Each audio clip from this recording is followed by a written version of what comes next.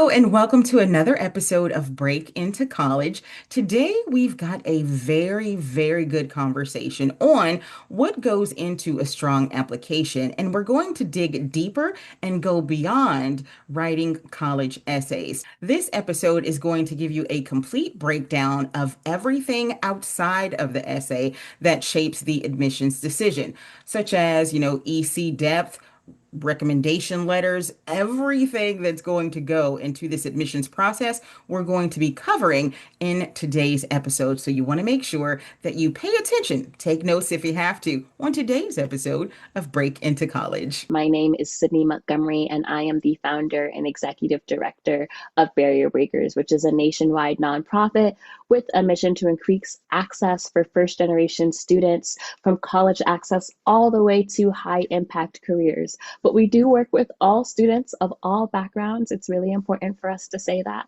You don't have to be first generation to work with us. You don't have to be of a certain income level to work with us. We do work with all students of all backgrounds. My own journey as the daughter of a Jamaican and military parents really inspired this organization. So my mom is a Jamaican immigrant. My dad is from the south side of Chicago. They met in the military, they met in the Navy, and neither one of them went to college traditionally. So my mom, she went to the military after high school. Eventually, she went to community college, and then later she did get her 4-year degree. My dad got his degree online when I was in the 11th grade, which we were so excited about. But that meant that neither one of my parents really knew how to help me through the college application process. Um, I really want to make sure that I say that because sometimes when we think about first gen, we only think about people whose parents don't have any college degrees, but it's also people whose parents maybe went a non-traditional route and so still didn't have that pathway or that knowledge or that experience to help them through the process. But thankfully, I had a teacher who was so instrumental in my journey, and she helped me become the very first person from my high school to go to Princeton, and then I later went to Harvard Law School. So we have been on a mission, and I have been on a mission to continue to make higher education access more accessible to all. I did go to law school and I did practice law. I clerked in Maryland and I practiced family law, but in 2020, I pivoted and I went into education full time because I knew that this is where I was supposed to be. This is where my faith led me. And at the end of 2022, I was led by faith to make more of an impact, and we made our entire company a nonprofit. So we've been featured on Forbes 30 Under 30, TEDx stages, and national media. And we're so proud of the impact that we've had as a nonprofit. Barrier Breakers has supported over 7,000 students on their undergraduate, graduate, and career journeys. Our students have received over $490 million worth of scholarships, which is amazing. We're so proud of them. All of our advisors are current or former deans or directors of admission or admissions officers, and we don't just help our Barrier Breaker students through the admissions process, but we provide continued guidance and community events all 4 years because we care about helping our students access those high impact careers. And for us, that means careers in STEM and engineering, law and public policy, business and finance, healthcare, and environmental and sustainability careers. You can read more about our career pathways at our website, barrier-breakers.org, and we will make sure to drop the link in that chat. Now, I do want to take this opportunity to talk a little bit about impact because impact is at the core of what we do as a nonprofit. So in just 2026, we will have helped over 75 high school students thanks to our partnership with the School District of Philadelphia, Homeworks Trenton, Urban Promise, and charter schools and public schools in Maryland and Florida. We will also have helped 85 graduate school applicants in one-on-one high-touch advising completely for free. In addition to this, we will have served over 2,000 students in online conferences for free and given away thousands of cash scholarships and test prep vouchers. We have over 300 current college and graduate school students that we outreach to during the school year, again for free, to ensure that they're being supported in school, graduating on time, and they are on track to gain employment or to go on their next step. We're also able to do free webinars and college info sessions virtually and in person around the country. I know there are some school counselors watching this. So if you would like us to come and give a chat to your class, to your school about the college application process, we don't charge for that. We would love to do that. If you're local to any of our counselors, and we've got counselors kind of around the country, or if you're not, we can always do it on Zoom, and we love to do that. We also provide free resources and information on our YouTube and our podcast. Speaking of our YouTube and podcast, if you aren't already subscribed to our YouTube, we've just dropped that link in the chat right now, and you can also follow along our podcast as well if you prefer to listen while you're on your way to work or on your way to school. And we are continually trying to put out more free resources, including weekly emails with college application tips, new videos, and free webinars. So if you want to stay informed, please make sure you're on our email list. Now, none of this would be possible without our one-on-one model. So I'm going to talk a little bit about what that is. As I mentioned, we work with students of all backgrounds and income levels. You don't have to be first gen or low income. And I want to shout out that we are offering a 20% discount on all of our college counseling packages now through April 30th. And we do offer payment plans through a variety of ways if you need to break that up monthly, but we provide the same high quality advising with advisors who have read for schools like Swarthmore, Michigan, and Berkeley to low income students for free. And in order to serve those students, we use a portion of every college counseling package and test prep package purchased by families to cover the tuition and advisor costs for low-income students and families. So when you enroll in our services, or when you tell a friend, a neighbor, a family member who can enroll in our services, you are changing the life of another deserving student. And I want to take a minute here and just share a little bit from our students. You can hear a little bit about what they say about their work with Barrier Breakers. Hello everyone, my name is Anu. Hi, my name is Rose. My name is Callie Crumrine.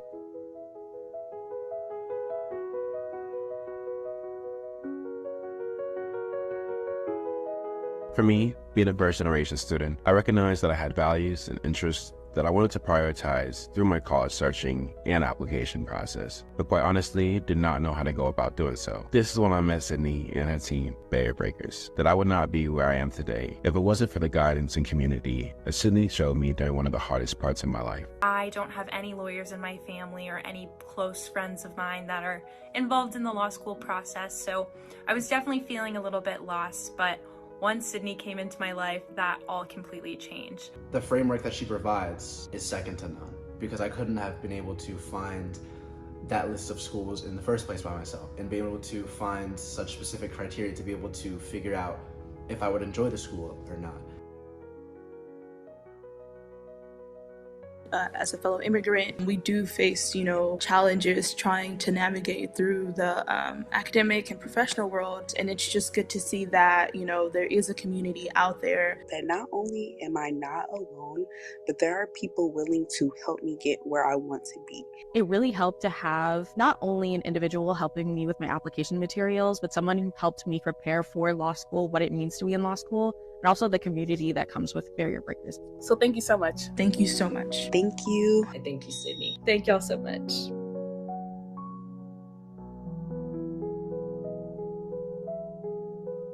So today we're going to talk about what goes into a strong college application beyond the essay. And I am really excited about this because, one, I love essays. Essays are my bread and butter, but we always get questions about what actually colleges want to hear about. And so today we're going to cover the questions that everyone asks, right? How do my extracurriculars factor in? What about test scores? How about visits? What is demonstrated interest? How important is leadership and work experience? What actually matters? We're going to talk about the Common Data Set, which hopefully many of you have heard of, but if you haven't, it is your secret weapon. It is a free public document that every college publishes that tells you what they weigh. We are going to go through 4 different highly selective schools with 4 very different priorities: Tulane, Northeastern, Vanderbilt, and Georgia Tech, so that you can kind of see how you can look at different schools in a different way. We're going to talk a little bit about early decision versus regular decision and how timing impacts your admissions. And I'm going to give you just a little bit of a teaser about meaningful work and passion projects. Okay, so like I said, the question that we hear from every family is, beyond the essay, what actually matters? So parents and students ask us about all of these. And so we're going to answer them. We're going to talk about extracurriculars, demonstrated interest. We're going to talk about titles versus actually impact. We're going to talk about campus visits. We're going to talk about whether or not you should submit certain test scores and work experience. So every year, admissions, every year, every school publishes what's called the Common Data Set. And every accredited college publishes one every year for free. And yet I am always shocked at how little mention I think the Common Data Set gets in like a lot of high school settings with a lot of school counselors. I think some school counselors have just the ability and the privilege to mention all of this, and then sometimes it gets mentioned once, but like not all the parents showed up and not all the students showed up, and so some parents get the information and some parents don't get the information. So I really want to make sure, and school counselors are amazing, so first off, shout out to school counselors because they're doing the Lord's work. But I honestly feel like the Common Data Set should be just like a little pamphlet that just gets sent home with report cards at some point every time, because that's how important the Common Data Set I feel like it is, because it is a standardized report card that tells you, what schools are looking for. It tells you a lot of other things too. We're going to talk about C7 in depth, but the Common Data Set tells you a lot of other things. It tells you a little bit about financial aid. It tells you a little bit about scholarships and what they award. It tells you about the class profile. So we're going to go through that a bit. So how to find it, you're going to Google the school name and Common Data Set, and then you're going to open the most recent year available, usually a PDF. And you're going to jump straight to section C7, which is the relative importance of factors. Okay, so let's say this is you, and you're like, okay, I want to see, maybe you want to see Vanderbilt. So we're going to say Vanderbilt Common Data Sets, right? That's all you're going to do. You're going to put the name of the school and then Common Data Set. Actually, we're going to talk a little bit about Vanderbilt. So I'm going to use, because I'm from Maryland. And Maryland, we have a lot of pride in our state. So Maryland, you're going to just Google University of Maryland Common Data Set, right? And you're going to click on it. And you're going to see, okay, there's the Common Data Sets, and you're going to get to choose the year. And you're going to click download. And it's going to download the Common Data Set for you. So on my computer, this opened up an Excel file. So I would open that. And I honestly feel like there are some schools that have cuter Common Data Sets, but I'm going to show you this Excel file so that if you see a school with an Excel file, you're not like, oh my gosh, I don't know what to do. And then I'll show you some other ones. So there are different sections to the Common Data Set, right? A, B, C, and A is usually just all of the geographic information, like, address, things that are pretty boring. We're going to skip over to C. C is where it talks about first time, first year admission. And you're going to see it's going to show you the number of applicants, broken down by gender, broken down by admit and enrolled. So you can, obviously schools admit a lot more students than they enroll. You're going to see who is on the wait list, the number that they accepted. Like this is the number of students that were offered a place on the wait list. This is the number that accepted a place on the wait list, which, doesn't mean that they didn't offer anyone, but none of them accepted. But this one means that none of them were admitted. So that zero it's a zero for both, right? So that's important to know because sometimes I get students and parents that ask me, oh, I was put on Boston College's wait list. I was put on, Davidson's wait list. How many students do they take from the wait list? You have the answer right here in section C. C2. And we're going to talk about, it's going to say this is what we require in terms of admissions. And then C7 is that basis for admission. And that's really what we're going to spend a lot of time in today. And it's going to show you what they deem as important, very important, considered and not considered. And so I'll break that down in a bit. You're going to see the SAT and ACT policies, and then you're going to see the profile of the students, right? So you're going to see the 25th, the 50th, and the 75th.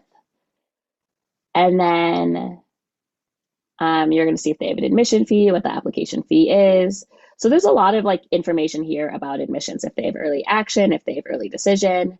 There's information on transfer admissions and D. There's information on academic offerings, student life, what percentage are from out of state, if ROTC is offered.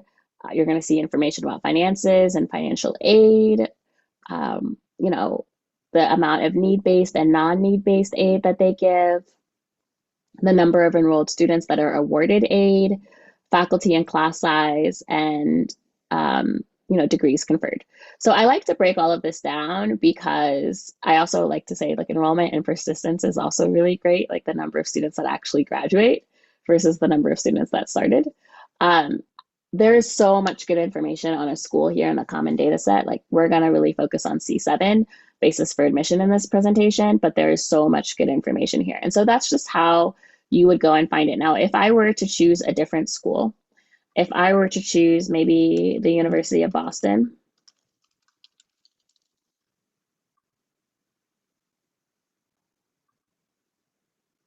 theirs opens up into a really pretty PDF. No shade to Maryland, I love my state, but I do feel like a PDF is a little bit more user-friendly than an Excel sheet, but you can see that it's the exact same information. B is still enrollment and persistence, and that's broken down by different categories. You'll be able to see that section C is still that first year admissions. You'll also be able to see that section C7 is going to be those admission factors that we're going to talk about. So every single school has the same sections. It might look a little different in one school versus another. There might be a PDF, there might be an Excel, it might be broken down, but it might be a Word document, but every single school has the exact same sections. And that's really important because that allows you to compare apples to apples for different schools. So when we talk about how to read section C7, there are 4 possible ratings per row. Not all schools use all 4, but there are 4. Very important. This means that it will materially affect the decision. It's very important. This is a factor that they really do care about. If that is a factor that is weak for you, you really need to think about how to compensate elsewhere in order to build the strongest application profile. Then the section next is important. This means it matters. It's not a deal breaker. It's not necessarily a tiebreaker, but it does really matter. Then there's considered. It's looked at. It's considered, right? That's exactly what that word means. It rarely tips, like you're not going to get admitted or denied based on this factor, so I wouldn't stress out too much about it. Right? It's considered, but it's not moving the needle. And then if it says not considered, literally ignore this factor. Do not waste energy on it for this school.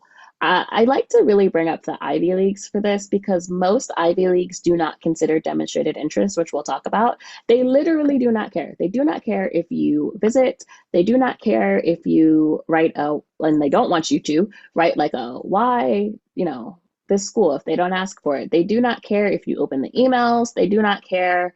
They do not care. It is not considered, right? That is exactly what that word means. And I think some people are like, oh, they say it's not considered, but I bet it secretly is. It's not. It's not. This is truthful. This is a truthful document. You can believe it. So we're going to look at 4 schools with the same data, 4 very different priorities and the same data set, and there's going to be radically different strategies there. So I like to start with Tulane because Tulane is a great example of demonstrated interest. So Tulane wants to admit students who actually will enroll. So the reason why demonstrated interest matters to schools is because of something called yield. They want to know, we're sending out these offers. We just like to know that if we say yes to you, you will say yes to us. And I think oftentimes we don't think about schools caring. We just think about us. Like, I want to receive an acceptance letter. I want a school to like me. But it's really more like dating, right? Like, you want the school to like you, but the school wants you to like them. That's very important. So some schools, they do it this way, they don't like to be rejected. Some schools, they want to know you're going to say yes. They're more like, like I don't know if any of you have seen one of those shows where like they're giving out the roses, and they want to make sure that if they're going to give you an acceptance, if they're going to give you a rose, that you are going to say, yes, thank you very much. I'd like to come here. They don't want you to say, oh, thank you very much for my acceptance letter. I'll think about it. Maybe. I'll see what other better offers I get. And that's totally fine. Like you are in the driver's seat, actually. You should feel empowered when you are applying to college because you will have multiple yeses, you will have multiple offers, and you get to choose. But some schools, they really like to be chosen. And it is important for them too, for their institutional priorities and their budgets and a whole host of institutional factors.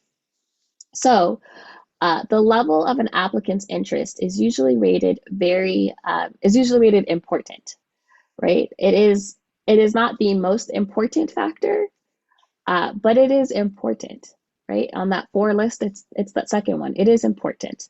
And admissions officers will also talk about it openly in info sessions. So for a school that lists level of an applicant's interest as important, you want to do things like open their emails. And yes, they do track that.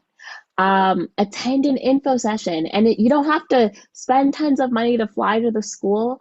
You can attend that virtually. That counts. You can send a little thank you note after the virtual info session. I just wanted to introduce myself. My name is Sydney Montgomery, and I really enjoyed today's information session. Thank you so much. I did have a follow-up question, and now here you can ask like a smart question that they didn't go over in their info session, and you can say, I would love to, have, if you have an opportunity to chat, I would love that. Some schools, they don't have those opportunities, but a lot of schools, they have a dedicated admissions rep for your region. So if you live in, even though Tulane is, in the South, if you live in Massachusetts or if you live in California, right, they have a dedicated rep who handles those territories, even international. And so you might want to reach out to the rep for your region. You don't have to be like, oh, I'm going to go right to the dean of admissions. No, reach out to the rep for your region, because sometimes that rep lives in your region, or at least they're on your time zone. So you could do a virtual chat, or they might be at a college fair near you. And that's a really great way to build that connection.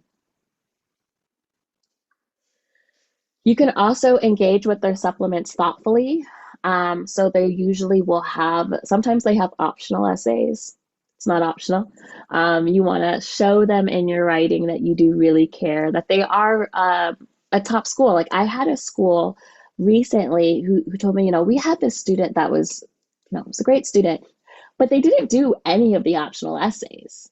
They didn't do any of them, and they didn't come to any of our counselor visits, and they didn't engage with the chat on our website. And so we just, honestly, we weren't really sure that they wanted to come. And we admitted other students. They were a great student, but we admitted other students because the other students really engaged. They came to our workshops, they did a little chat, they wrote the optional supplements, and we knew that they cared about getting into our school. Whereas that student, who was a great student, might have even been academically better than some of the students they did apply, did not engage, and therefore that school did not feel wanted, and they did not accept that student.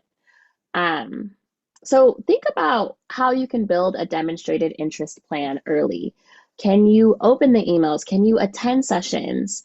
Can you write supplements that maybe only someone that has engaged would know versus what's just on the main website? One thing that I always like to mention is there are some nice things that are mentioned here, right? Like being first gen or being an alumni. Those are sometimes students are like, does anyone care if I'm first gen? Yes, colleges care. Colleges care. It's not going to tip, you're not going to get admitted based off of that, but they care, right? It's not considered. Now, we're going to see a very different school. A Northeastern, their main kind of differentiator, and they're in Boston, is that they have a co-op model. So students can alternate classroom semesters with full-time jobs.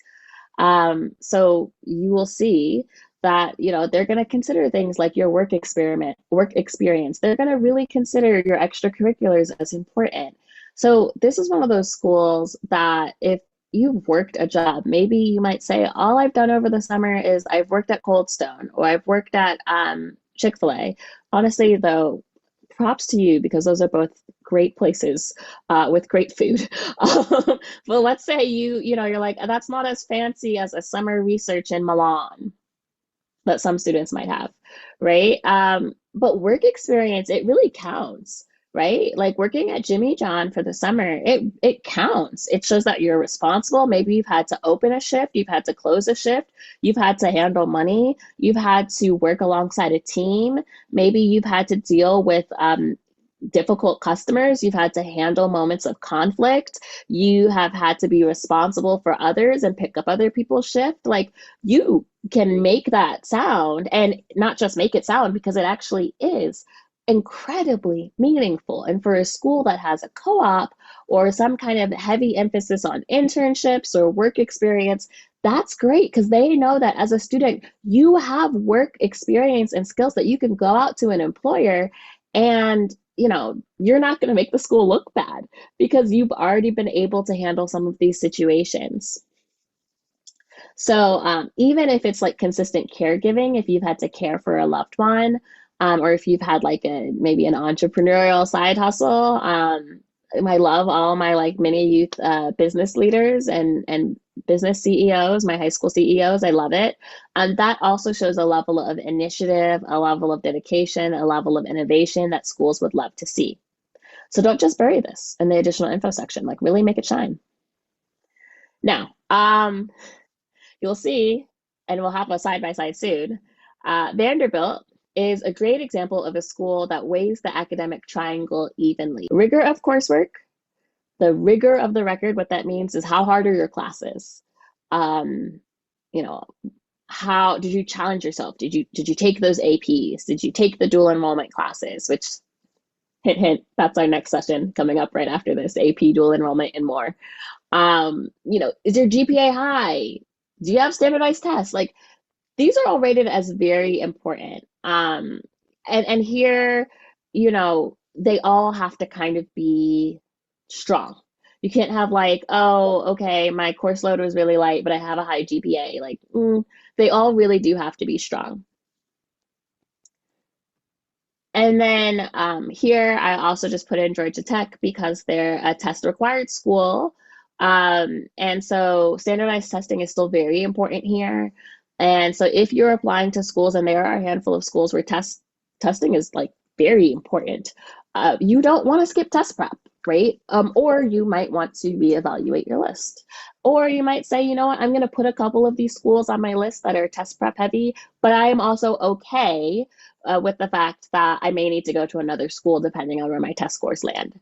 But I do think that it's important to have a sense of what schools you're interested in so that you're not getting to junior spring and being like, oh, you know what, I've decided that I really love Georgia Tech, and you were preparing the whole time to apply test optional, and you realize, oh my gosh, standardized tests are very important, right? So we really like to, at Barrier Breakers, have that college list done ideally in the fall of junior year, no later than January, February of junior year, depending on when students come to us, so that there is ample time to make a test prep plan if needed, if that's where the schools on the list are going to lead our preparation. So the earlier you build your college list, and you'll be able to see this actually from all of them, the earlier you build your college list, the earlier you're able to think about how you spend your time.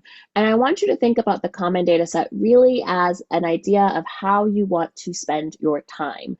Do I want to spend my time strengthening my extracurricular activities? Do I want to spend my time strengthening my test scores?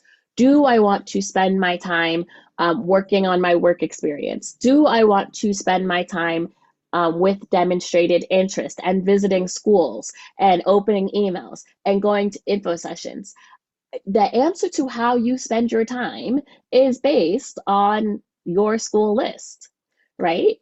And so, like I said, when we say demonstrated interest, it is things like visiting campuses, applying early action or early decision, opening emails, attending info sessions. If they're offering you an interview, making sure that you're taking it, writing school-specific supplements. But if it is a school that does not track demonstrated interest, if it is not considered, I mean, you should still do some of these things because it's good to learn about a school, but This is not where I would spend your time, especially if that school that does not consider demonstrated interest really cares about your test scores. Then we should spend our time in test prep. So the earlier you think about your list, the easier it is for me to answer, what should I be doing to help me with my chances of my schools? I think parents often come to me with this question and they think there's like one answer. Like, tell me what I need to do in order to maximize our chances at, colleges. But that answer is dependent based on your list. And I want to spend a little bit of time also just touching on rigor of coursework. Rigor of coursework does often weigh higher or as high as GPA itself. You are going to be evaluated based on what is at your school. So if Johnny goes to school and they only offer 3 APs, and Caitlin goes to a school and they offer 23 APs, well, Caitlin might take 12 APs and Johnny might take 3 APs, but Johnny took all the APs available at his school. So Caitlin's 12 doesn't look better than Johnny's 3. Johnny can't take 12 APs. Johnny only has 3. There's only 3 APs there, right?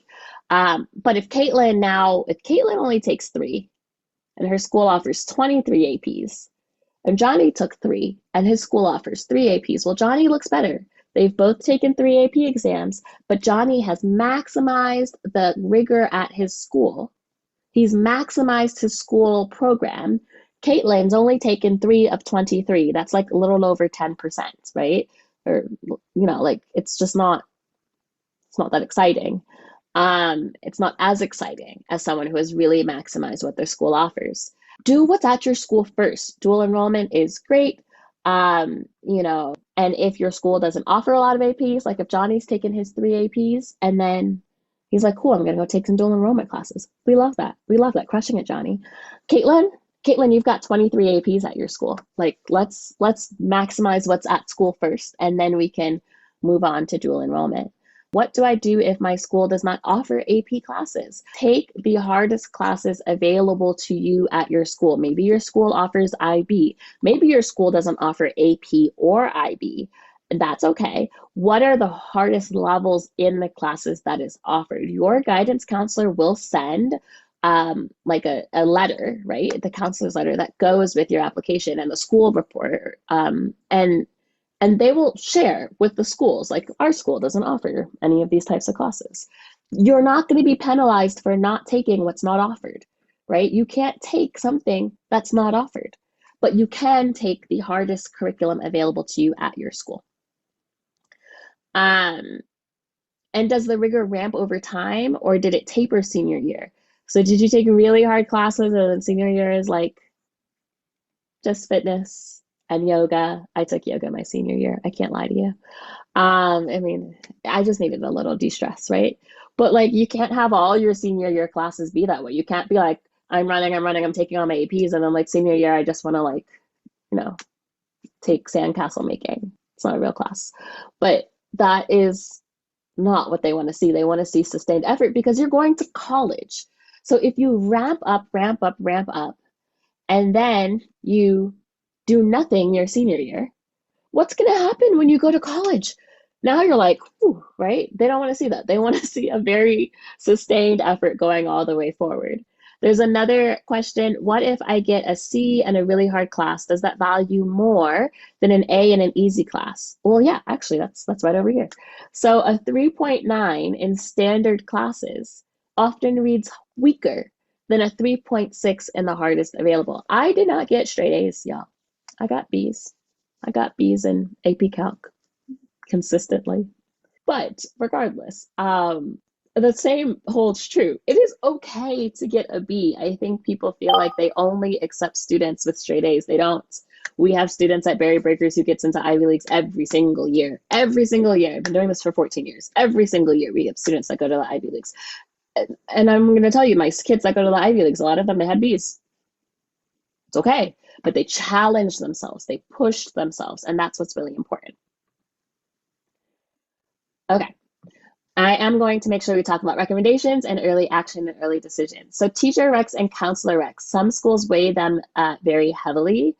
And that is, there's a big discussion to be held about whether they should be. But regardless, you want to pick teachers who know you, not just the people that gave you the A. So if you worked your tail off and you got a B, but you were in every office hour and you tried really hard and you were a great student and you contributed, you know what? That might be a great teacher, even if they gave you a B. Junior year core subjects are usually the best. So I think a lot of times, a lot of my kids will be like, but what about my freshman year teacher who I just love? Please don't. What about my sophomore year teacher? Maybe. But I'd really love to see a junior year teacher in a core subject, core, not dance, core, not theater, a core subject, not Mandarin, unless you're like, going to major in that, but really a core subject. You want to share your activities list, a resume, one thing you want them to mention. Don't write the rec for them, but I think it's really helpful for you to give them some information that might help them as they're writing, especially if you go to a big school and they're writing maybe 30 or 40 of these letters. You want to give them a little bit of help. And then your counselor speaks to your whole record and context. Meet with them. If you have never met with your school counselor, if you do nothing else after this weekend, go schedule a meeting. Give them some material to work with. So there are other factors that are hiding in the common data set as well. These are worth knowing about. Interview is still sometimes offered. It's often more informational. Some are evaluative though. Evaluative means that it actually does count. Informational means that it's actually just for you to get to know them. It might go towards demonstrated interest, but that interview is not moving the needle. Especially if it's an alumni interview, that's usually informational and not evaluative, because alumni are there's a wide spectrum. It really depends on who you get. Take it when it's offered though. Prep some specific questions. If it's a video interview, dress for a video like you would in person. I always say just like you're going to dinner with your grandparents or to church or something like that. A business, a job interview. Character is often rated very important at more schools than people realize. And people are like, what's character? Character is what happens in your recommendation letters. And sometimes your essays and your activities. So it's a thread that kind of runs through the application. I want to know, are you a good person? You might have straight A's, and if your teacher's like, wow, Susie's really mean, she laughs at other students when they get the wrong answer, you're not going to do that. You're not going to be like Susie. But if the teacher did say that, that is not good, right? You could have 1,600 SAT, 4.9 GPA. If your teacher's like, you're a mean person, that is not helpful, right? Your character, being a kind person, it really goes a long way. And then some schools still consider whether you're a legacy, which means if your parents went to that school, if you're from an underrepresented state, like if they don't have anyone from Iowa or North Dakota, which I'm going to at the end of the summer, I'm super excited about. But a lot of times, some don't consider it at all either. ED versus RD, early decision versus regular decision. So I am going to do a live demo of some resources that are at Big J Educational Resources, and I think they are a fantastic resource. So we were just here with the common data set. I am going to just put in here Big J Educational Consulting. Boom, you're going to get this. And the second tab is going to say resources, and you're going to click right in there. And there's a lot of really cool things here. But, there's a lot of resources. But the resource that I want to call your attention to is this early decision and regular decision acceptance rates. And they have an interactive chart. And so here we can kind of look at different things. We can see what plans they have. And this gets updated every single year, which is great. It's also free. We love free. It's going to give you the early decision acceptance rate. So the regular decision acceptance rate, I feel like, is usually what's published. They have a 6% acceptance rate or 8% acceptance rate. But sometimes there's a different acceptance rate for those that apply early decision. So sometimes parents and students will ask me, does it really impact my chances if I apply early decision? And for some schools, the answer is definitely yes. Definitely yes. And then there's also the percentage of early decision in their freshman class. So some schools do fill more than 50% of their class early decision at some schools. Um, but I don't want you also to confuse, like, so there's, if you take in statistics, there's like probability and like correlation does not equal causation. So some people might say, oh, it's just easier for me to get in early decision than it is regular decision. Maybe because I don't have to have, all the things that I would have to have if I were applying regular decision. That's not the way to look at it. Instead, think of it this way: the strongest students usually apply early decision. So they're taking more of their class because the best applicants are usually in the early decision pool. You have to be just as good. You have to be just as good. But you are competing for different number of spots. So let me back up and just say there's a few different ways you can apply. Regular decision is just the regular due date. You apply by that due date and you find out in March or April. Early action is non-binding. Usually it is, you have to submit your application by November 1 or October 15th in some states, and you may find out in December or in January or in February, depending on the school. It's not binding.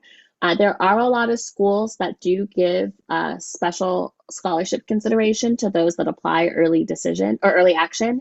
And for us at Barrier Breakers, we make sure all of our students are ready to submit by October 30th, ideally, of every year, or at least most of their applications by October 30th. Sometimes, teenagers, it doesn't always happen. But we try for that so that students are ready for all of the early action and they can apply to all of the early action things that they want to do. And then there's early decision, and early decision is binding. I think last night it was described as like a marriage. So remember earlier in this presentation, I talked about this being like a dating process where you want to know if the school likes you, but the school wants to know if you like them, right? And that there are a lot of schools that don't like to be rejected. And so early decision is binding. Early decision says, if I as a school give you an acceptance letter, you're coming with me. I know I'm not getting rejected. Right? It is a guaranteed yes for them. And they love that because they love not being rejected. And no one likes to be rejected. We don't like to be rejected. They don't like to be rejected. And so early decision is binding, which means if you get in, you must go. It does not matter if you get a full ride somewhere else. It does not matter if you change your mind. There are some caveats for some financial exceptions, but really it means like you must go. You must go. And that is a decision that you should make with great consideration with your parents and about the finances, because you're committed to paying for whatever is on that financial aid letter if you get in. So really only do that for your top choice. Obviously your top choice school, you can only apply one school early decision because it is binding. You can't say yes binding to two schools. You can only go one place. But also make sure that financially you're really comfortable with that. That is really important. But if half the class is admitted early decision, that means the regular decision round, they're only competing for half the seats, right? Because half the seats are already taken. So that is something to look at. And you can see, you can kind of like highlight, a particular school. I'm going to highlight a different school. You can see that there are some schools where early decision admits it's more than 60% of the class. Right? So that is a large percentage of the class. There are, there's less than 40% of seats left for the people that are applying regular decision. 60% of the seats, they fill 60% of their freshman class from that. So that's something to just look at, but this doesn't mean that you need to apply early decision. In fact, many of our students don't. It's not a good decision for some families. They want to see what their financial aid is. They want to see if they get full rides from places. And so you want to make sure that you're making this decision carefully if that's a decision that you're even going to make. Meaningful work and passion projects. So as I mentioned,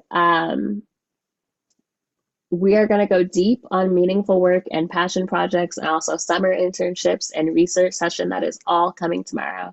But this can be something that is really meaningful and what matters in your college applications, again, beyond the essays. Every extracurricular row on the application is answering, does the student do something real, sustained, and intrinsically motivated? They don't care about the title. They don't care how many clubs you're in. They want you to know, they want to know, like, are you doing this because you want to do this? Are you passionate about this? Is this part of who you are? Right? Does this show me something about what matters to you, about a value that you have? A single deep project, a self-taught skill, a small business, an original research question, a sustained community commitment, maybe that's at your church or a community center. It tells admissions more than a long list of casual memberships. So what I want you to do is I want you to pull the common data set for your top 3 schools. Jump to section C7 and note every very important row that is there. Write down each school's early decision versus regular decision strategy. Is it worth using your ED there? Do you even want to ED anywhere? Maybe you don't. And then start demonstrated interest where it matters. For schools that care, subscribe with a real email, not a fake email.